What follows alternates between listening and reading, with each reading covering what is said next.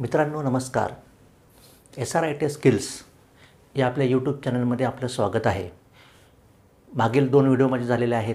त्यामध्ये मी युनिट्स आपलं WCS आपलं नेहमीचं सब्जेक्ट आणि त्याच्यामध्ये युनिट्स चॅप्टर सुरू केला आहे.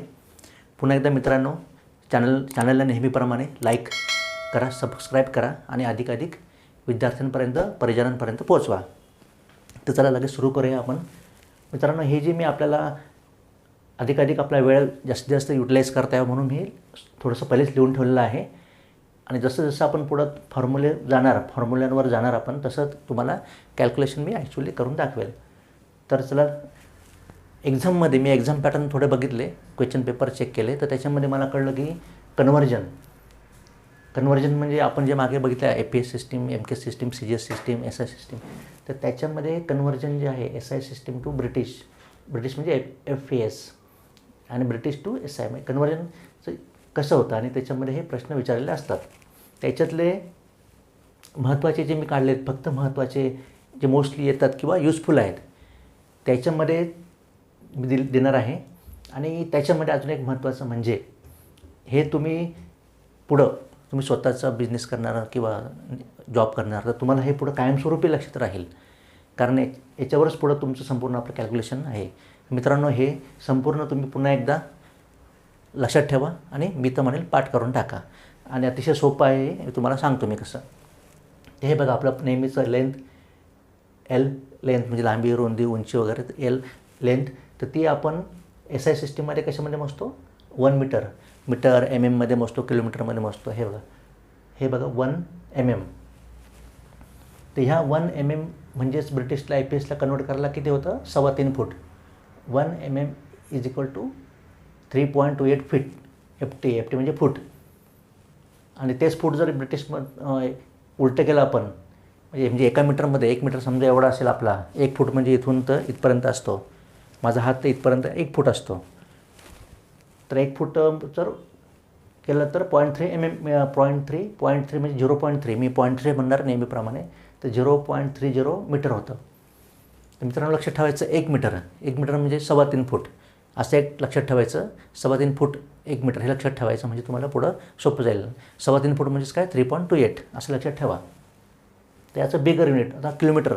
आपण मग किलोमीटर मोजतो, रोडचा डिस्टन्स किती आहे, त्याच्यामध्ये एक माईल आहे. माईल हे लक्षात ठेवायचं, हे पाऊंड सिस्टीम आहे. तर एका किलोमीटरमध्ये किती माईल येतात? तर माईल हे जे आहे ते किलोमीटरपेक्षा मोठं आहे. तर हे बघा 1 kilometre is equal two point, पुन्हा मी पॉईंट म्हणतो 0.621 आहे, पण मी पॉईंट म्हणतो. तुम्ही पण तेच म्हणायचं. 1 kilometre is equal to 0.62 mile म्हणजे एका किलोमीटर म्हणजे 0.62 माईल होतं. म्हणजेच तेच जर आपण उलटं केलं तर 1 मैल केलं उलटं याचं, तर 1 मैल म्हणजे एका माईलमध्ये साधारण 1.5 किलोमीटर बसतं. तुम्ही क्रिकेट बघत असणार, क्रिकेटमध्ये बॉलर जे असतात त्यांचं स्पीड सांगतात 100 miles per hour, 150 miles per hour असं म्हणतात बघा. तर त्याप्रमाणे हे माईल आहे. तर एका माईलमध्ये 1.60 किलोमीटर म्हणजे 1.5 किलोमीटर. एका माईलमध्ये 1.5 किलोमीटर एक साधारण असं लक्षात ठेवा. नेक्स्ट घेऊ आपण मास, आपलं वस्तुमान kg. आपण SIमध्ये kgमध्ये मोजतो. आणि तेच आपण ब्रिटिश LB म्हणजे माहिती ना आपल्याला काय, मागच्या व्हिडिओत मी आपल्याला सांगितलेलं आहे LB म्हणजे काय, तर पाऊंड. तर 1 किलो म्हणजे किती पाऊंड? 1 किलो म्हणजे 2.25 पाऊंड. हे बघा इथं 2.205 असतं, पण मी एकच लिहिलेलं आहे 2.20 पाऊंड LB. ते जर आपण उलटं केलं तर एका LBमध्ये अर्धा किलो बसेल, 0.45 kg, अर्धा किलो. पुन्हा एकदा लक्षात ठेवा 1 kg, 1 kg म्हणजे 2.25 पाऊंड, 2.25 किलो पाऊंड बसतात त्याच्यामध्ये, 2.25 पाऊंड. मित्रांनो फोर्स पण एक महत्त्वाचं युनिट आहे. आपण SI सिस्टीममध्ये फोर्स हे बघा न्यूटनमध्ये मोजतो. 1 न्यूटन. तर 1 newton is equal to 0.22 LBF म्हणजेच पाऊंड. 1 न्यूटन म्हणजे 0.22 पाऊंड असतं. तेच उलटं केलं 1 LB म्हणजे 4.4 न्यूटन, 4.45 न्यूटन बसेल ते. नंतर एनर्जी वर्कचं युनिट सारखं असतं, मागील पण आपण बघितलेलं आहे. एनर्जी वर्क हे SI सिस्टीममध्ये जूलमध्ये मोजतो आपण.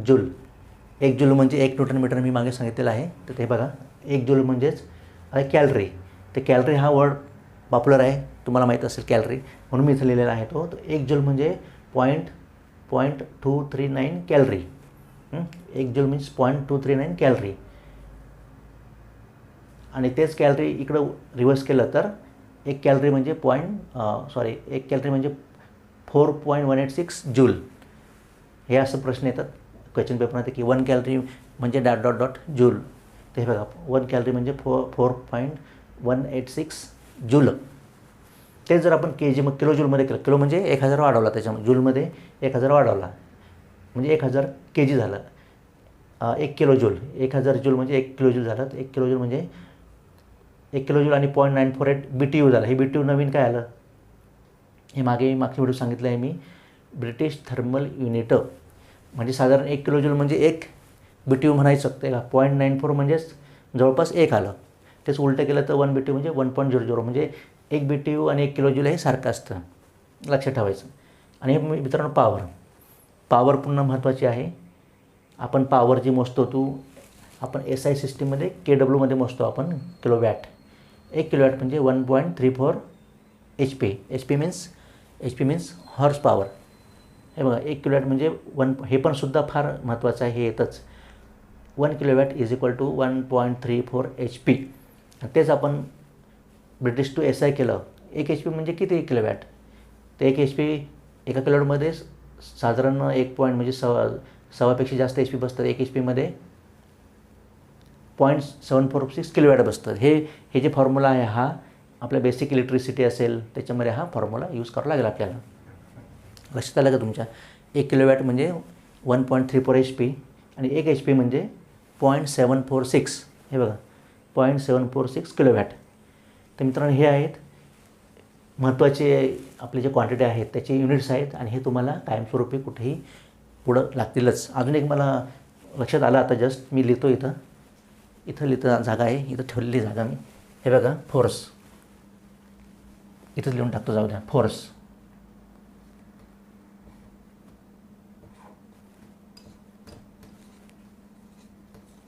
फोर्स मित्रांनो, फोर्स आणि मी दुसऱ्या याला नाव देईल प्रेशर. मी काढून टाकतो.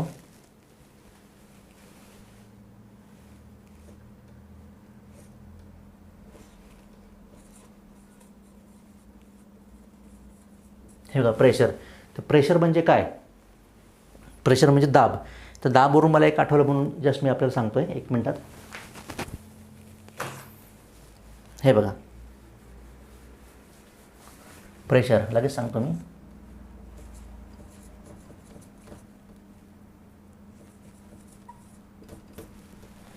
प्रेशर म्हणजे दाब. आपण आपल्या व्हेकलमध्ये गाडीमध्ये हवा जी भरतो, त्या हवा भरताना आपण त्याला सांगतो की 30 PSI टाक, 35 PSI टाक. What is the meaning of PSI. तर PSI म्हणजे काय, हे बघा PSI म्हणजेच काय, P पाऊंड LBF मध्ये झाला पर इंच स्क्वेअर. हे बघा PSI हा P आहे. PSI म्हणजे काय की पाऊंड. P म्हणजे पाऊंड, लक्षात ठेवायचं कधी पण. पाऊंड पर स्क्वेअर इंच म्हणजे हे बघा इंचचा वर्ग. LBF म्हणजे पाऊंड झाला. पाऊंड आपण LBFमध्ये मोजतो. LBFमध्ये मोजतो. Pound LBF per square inch, हे लक्षात ठेवा. हे सुद्धा कन्व्हर्जनमध्ये विचारतात.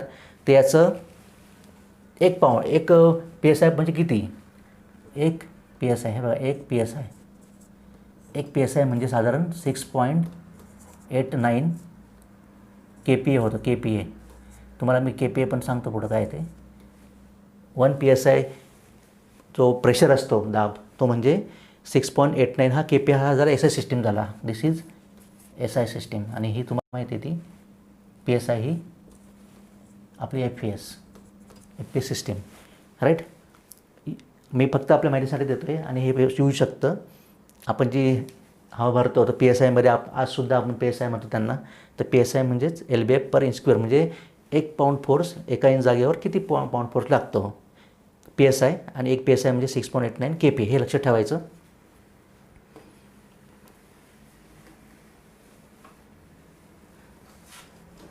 मित्रांनो आता येऊया आपण दुसरी बाजूला. हे मी जे डिराव लिहून ठेवलेलं आहे हे बघा, युनिट्स ऑफ फिजिकल. आता फिजिकल क्वांटिटीचे आपले युनिट्स चालू झालेले आहेत. ॲक्च्युअलमध्ये आपण जे आता मोजणार कशामध्ये मोजणार, तर लेंथ, लांबी तुम्ही कशामध्ये मोजतात, मीटर, सेंटीमीटर, फूट, इंच. तर हे तुम्हाला मी हे सुद्धा प्रश्न हे महत्त्वाचे आहेत आणि हे विचारतात आणि तुम्हाला माहिती पण पाहिजे. तर दिस इज बघा, हे काय 1 मायक्रॉन. हे काय 1 मायक्रॉन म्हणजेच काय, हे बघा लक्षात ठेवा, हे सिम्बॉल आहे म्यू म्हणून, mu, this is mu. 1 micron म्हणजे इज इक्वल टू पॉईंट, हे शून्य म्हणत नाही मी, 0.001 mm. 1 मायक्रॉन म्हणजे अतिशय मायक्रॉन, जे प्रिसिजन इन्स्ट्रुमेंट असतात आपले जे प्रिसिजन इन्स्ट्रुमेंट असतात, टुलिंगमध्ये वापरतात किंवा इंडस्ट्रीजमध्ये वापरतात, प्रिसिजन साईडसाठी स्पेशली, किंवा इतर ठिकाणी वापरतात, त्यासाठी मायक्रॉनमध्ये वापरतात. 1 मायक्रॉन, 2 मायक्रॉन. तर ते मायक्रॉन म्हणजे काय, तर 0.001 mm. म्हणजे केवढंसं असलं ते एवढंसं, 0.001 mm. 1 mm म्हणजे किती, mm म्हणजे काय, मिलीमीटर. 1 मिलीमीटर म्हणजे मी एवढं सांगतो आहे बघा, एवढंच फक्त, एवढं इथून ते इथपर्यंत. 1 मिलीमीटर इज इक्वल टू आपली जी पट्टी असते, स्टील रूल तिला म्हणतो आपण. तर रूलमध्ये 1 mm बघा केवढं असतं ते मी लक्षात ठेवा. 1 mm is equal to 1000 micron. 1 millimetre म्हणजे 1000 मायक्रॉन होतात. आणि नंतर मग परत पुढं वाढत प्लस होत जाईल. हे 1 सेंटीमीटरमध्ये किती होतात, 10 mm, right. 1 centimetre is equal to 10 mm. 1 मीटरमध्ये 100 सेंटीमीटर होतात. परत 1 किलोमीटर म्हणजे रोड आला तर 1 किलोमीटर म्हणजे 1000 मीटर, बरोबर. 1000 मीटर म्हणजेच 1 किलोमीटर. 1000 metre 1 kilometre. आता परत मित्रांनो 1 इंच पण आपण वापरतो आता जागेची मोजणी करताना, फूट वापरतो. तर हे इथं लिहिलं मी 1 इंच. हे बघा 1 इंच मी 2 अशा रेषा मारतो वरती, याला इंचचं सिम्बॉल म्हणतात. 1 inch is equal to 2.54 centimetre किंवा 25.4 mm. हे तुम्ही कधीही कायमस्वरूपी लक्षात ठेवा. 1 इंच म्हणजे 2.54 सेंटीमीटर और 25.4 mm. तसंच पुढचं प्लस फूट आलं, इंचवरून फूटवर गेलं. 1 फूट म्हणजे किती, फूटला बघा वरती एक रेष मारली मी, हा 1 आहे त्याच्यावर एक रेष मारली. तर 1 फूट म्हणजे किती मीटर, तर 0.305 मीटर होतं. त्याचं उलटं मी करतो म्हणजे सोपं जाईल तुम्हाला. 1 फूट म्हणजे 0.305 मीटर किंवा 1 मीटर. 1 मीटर म्हणजे हे बघा इथं कुठे गेलं, 1 मीटर. 1 मीटरमध्ये 3.25 फूट, जे मी सांगितलं पूर्वी. 1 मीटर म्हणजे 3.25 फूट लक्षात ठेवायचं. आणि तेच रिवर्स केलं तर हे 0.30 आलं बघा इथं, 0.305. आता एक दुसरं पण मी बघितलं, हा प्रश्न येतो. 1 यार्ड. पूर्वी यार्ड सिस्टीम वापरायचे. यार्डमध्ये 1 यार्ड म्हणजे साधारण 1 मीटरचं आहे ते. हे बघा 0.914 मीटर. लक्षात ठेवताना टिप्स आपल्याला सांगतो मी. 3.25 फूट, अर्धा, दीड ह्याप्रमाणे लक्षात ठेवा. तर 1 यार्ड म्हणजे साधारण सारखंच आहे, लक्षात ठेवायचं 0.914 मीटर. अशा प्रकारे मित्रांनो हे झालं regarding length, micron, mm, cm, kilometre, inch, foot. आता आपण सुरू करूया एरिया. एरिया म्हणजे क्षेत्रफळ. एरिया आपण तुम्हाला माहिती आहे की मीटर स्क्वेअर, फूट स्क्वेअर. पुढे मी दाखवतो आपल्याला. एरिया क्षेत्रफळ, ते क्षेत्र म्हणजे काय, लांबी गुणिले रुंदी. लांबी गुणिले रुंदी, LB ते इज इक्वल टू, समजा आपण लांबी मीटरमध्ये मोजली, राईट. ही मीटर आली, ही ब्रेथ आहे म्हणजे रुंदी, ही मीटरमध्ये घेतली. तर मीटर आणि मीटर मिळून काय झालं, मीटरचा वर्ग झाला. मीटरचा वर्ग म्हणजे काय, मीटर स्क्वेअर, राईट. मीटरचा वर्ग झाला. आता याचे कन्वर्जन जे मी हे दिलेलं आहे, कन्वर्जन कसं करायचं बघूया आपण. हे तुम्हाला मी दाखवतो. हे बघा, आता मी इथं आपण जे घेतलेलं आहे हे घेतो लगेच. 1 metre is equal to 3.28 foot, right. आपल्याला मीटर स्क्वेअर करायचं आहे ना. तर 1 मीटर इथंच लिहितो मी. 1 metre square is equal to, square आला म्हणजे हे 2 वेळा घ्यायचं. 3.28 इंटू म्हणजे गुणाकार, लक्षात ठेवा. 3.28 परत हे झालं फूट. मग हे किती होईल, तुम्ही यांचा गुणाकार करा. 3.28 इंटू 3.28 तर 10.5 10.6 10.76 10.76. आता हे फूट आहे, हा एक फूट आणि हा एक फूट इंटू फूटचा वर्ग झाला म्हणजे स्क्वेअर फूट. त्याला मी असं लिहितो स्क्वेअर फूट. हे बघा, म्हणजेच तुम्हाला जर विचारलं कोणी की 1 मीटर स्क्वेअर, 1 मीटरची जी जागा असते तर त्याच्यामध्ये किती स्क्वेअर फूट बसतात, तर 10.76 स्क्वेअर फूट. तुम्ही फूटचा असं पण लिहू शकता, फूट वर्ग, पण शक्यता हे स्क्वेअर फूट असं लिहितात. राईट. 1 मीटर स्क्वेअरचा क्षेत्रफळ जे आहे त्याला फूटमध्ये केलं मी, स्क्वेअर फूटमध्ये, तर 1 metre square is equal to 10.76 square foot. मित्रांनो आता आपण युनिट्स ह्या जो टायटल चॅप्टर आहे आपल्या याचा शेवटच्या टप्प्याला आलेलो आहोत आणि हे डिटेलमध्ये तुम्हाला मी सांगतो आहे, तुम्हाला पुन्हा एकदा सांगतो. आणि शेवटी जे युनिट्स ऑफ फिजिकल क्वांटिटी, तर हे किती काय काय राहिले जे आहेत महत्त्वाचे ते मी कवर करतो आहे. हे बघा, तर 2 झाले. तिसरं युनिट्स ऑफ वेट, तर जे वजन जे असतं वेट त्याचं युनिट कशामध्ये मोजतो, तर किलोग्रॅममध्ये. किलोग्रॅम फोर्स, किती फोर्स लागला आहे या वस्तूला, 1 kg. तर 1 kg म्हणजे 1000 ग्रॅम, हे सर्वांना माहिती आहे. हे बघा, 1 kg 1000 ग्रॅम. 1 टन म्हणजे किती, तर 1000 किलो. 1 टन म्हणजे 1000 किलो kg. 1 क्विंटल, काही आपण धान्य जे असतं ते क्विंटलमध्ये मोजतो. 1 क्विंटल म्हणजे 100 kg. हे बघा, 1 क्विंटल 100 kg. 1 औंस, 1 औंस हे मी बघितलं, हे ब्रिटिश टाईपमध्ये आहे. तर 1 औंस हा प्रश्न आलेला आहे. 1 औंस जो असतो 1, हा ओझेडचा सिम्बॉल, OZ सिम्बॉल. 1 औंस म्हणजे 28.35 ग्रॅम, हे लक्षात ठेवा. 28.35 ग्रॅम. हे झालं वेटचं. टाईमचं आपलं फिक्स आहे. 1 मिनिट म्हणजे 60 सेकंद आणि 1 तास म्हणजे 60 मिनिट. आणि मित्रांनो अँगल, ते अँगल मी मुद्दाम घेतलं इथं, पुढच्या आपल्याला जे ट्रिगोनोमेट्री चॅप्टर येईल त्याला ते अँगल पार्ट आहे. हे बघा, 1 राईट अँगल, एक राईट अँगल जो असतो आपला हा राईट अँगल झाला, तर हे झालं 90 डिग्री. हे झालं 90 डिग्री. 1 डिग्री म्हणजे किती, तर 1 डिग्री म्हणजे 60 मिनिट. 60 हे सिम्बॉल आहे, 60 मिनिट. आणि 1 मिनिट म्हणजे 60 सेकंद. आणि जे मी सांगितलं अँगलचं युनिट रॅडियन असतं, डिग्री असतं. डिग्री झालं तर रॅडियन. तर 1 radian, RAD, 1 radian is equal to 180 by म्हणजेच काय, 180 भागिले 180 डिवायडेड बाय पाय. त्यांचं हे जे सूत्र आहे हे तुम्ही लक्षात ठेवा. 1 radian is equal to 180 by pi. Pi म्हणजे काय हे तुम्हाला पुढे सांगेल मी. मित्रांनो अजून एक महत्त्वाचं, तापमान, टेम्परेचर. याच्यापूर्वी जे वर्क पॉवर जे आहे तर त्याचं युनिट आपण मागे बघितले ते सेम आहेत, त्याच्यामुळे मी काही ते सांगत नाही.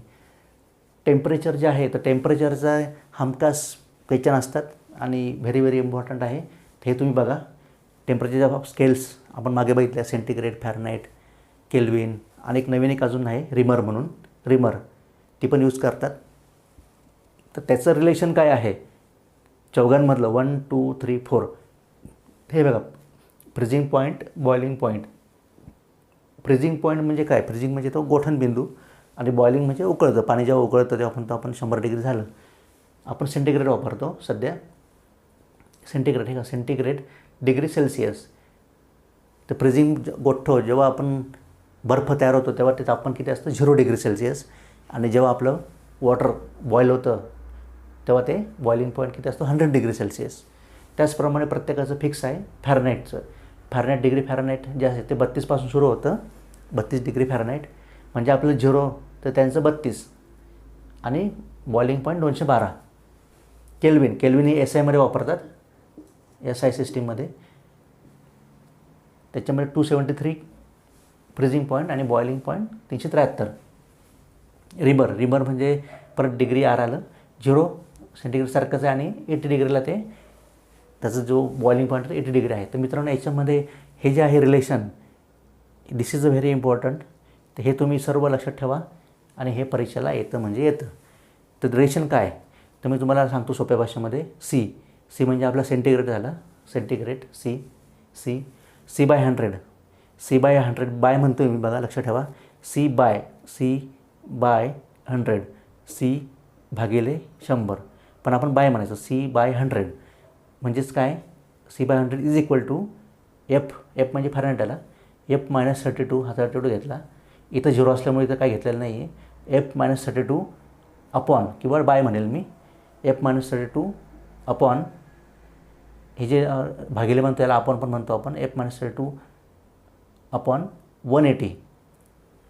हे 180 कसं आलं जरा तुम्ही विचार करा, 180 कसं आलं सांगतो तुम्हाला नंतर मी. इज इक्वल टू के म्हणजे केल्विन -273 इथं 273 आहे अपॉन 100 परत कसं आलं आणि हे शेवटी R तर 0च आहे, R/80 त्याचं 80 आलं. तर मित्रांनो हे जे फॉर्म्युला जो आहे तर हा तुम्ही लक्षात ठेवा आणि पाठ करून टाका, त्याला काय ऑप्शन नाही आहे आणि it is very very simple. तर हे बघा C/100 F - 32/180 F - 32/180 म्हणजे काय तर आहे दोघांचा याचा मायनस डिफरन्स काढला आहे, कुठे गेला 212 वजा 32 करा तुम्ही, 212 वजा 32 केलं तर 180 येतं. त्याचप्रमाणे 373 - 273 केलं तर 100 येतं, सोपं आहे. R/80 तर C/100 F - 32/180 K -273/100 is equal to R/80 हा त्यांचं रिलेशन, हे लक्षात ठेवा. मित्रांनो शेवटचं एक महत्त्वाचं फोर्स, याचे पण मी काही प्रश्न बघितले आणि फोर्स चॅप्टर महत्त्वाचं आहे. न्यूटन मी ग्रेट सायंटिस्ट न्यूटन. तर 1 डाईन, हे जे डाईन जे आहे डाईन DYNE हे सीजीएसमध्ये वापरतात, पण याचं बघा काय येते 1 ग्रॅम, जी म्हणजे ग्रॅम आहे, जी 1 ग्रॅम सेंटीमीटर पर, हे मी पर म्हणतो सेंटीमीटर पर सेकंड स्क्वेअर. तर तुम्ही न्यूटनमध्ये त्याला कन्वर्ट केलं, तर 1 न्यूटन म्हणजे 10⁵. 10⁵ म्हणजे काय 10⁵ म्हणजे 10⁵ शून्य. लक्षात ठेवा, मी असं ही सिस्टीम फार छान आहे. 10⁵ शून्य. 1 न्यूटन म्हणजे 10⁵ डाईन. आणि 1 kg वेट, 1 किलो वेट म्हणजे किती न्यूटन, हे बघा 1 kg weight is equal to 9.81 newton. Newton म्हणजेच एन का, लक्षात ठेवा, N means what newton. 1 kg weight is equal to 9.81 newton. असे प्रश्न येतात. 1 kg वेट म्हणजे 9 न्यूटन असेल तर 10 न्यूटन म्हणजे किती 10 न्यूटन म्हणजे किती किलो, किंवा 20 किलो न्यूटन म्हणजे किती किलो, असे प्रश्न येतात. तर आता मित्रांनो हे संपूर्ण युनिट्स जे आहे तर मी पूर्ण कवर केलं आहे आणि आय होप आणि मला माहिती आहे की तुम्हाला हे लक्षात येईलच.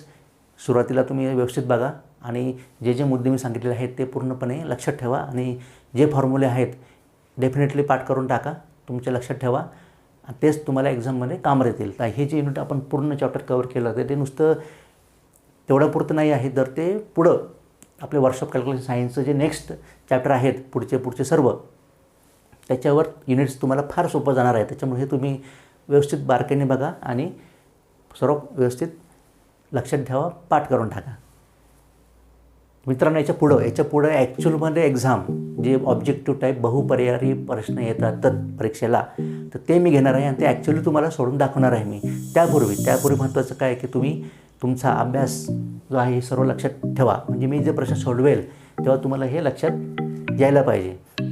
तरी पुन्हा मित्रांनो एवढंच बोलतो, शेवटी जाताना एवढंच सांगेल की शेअर, लाईक अँड सर्व मित्रांना कळवा आणि जास्तीत जास्त आपण त्याचा utilization of your knowledge and my knowledge तर करूया. आणि तुम्हाला काही अडचण असली, काही तुमचे क्युरीज असल्या, प्रश्न असले तर डेफिनेटली तुम्ही मला यूट्यूबवर विचारा, कमेंट्सवर विचारा.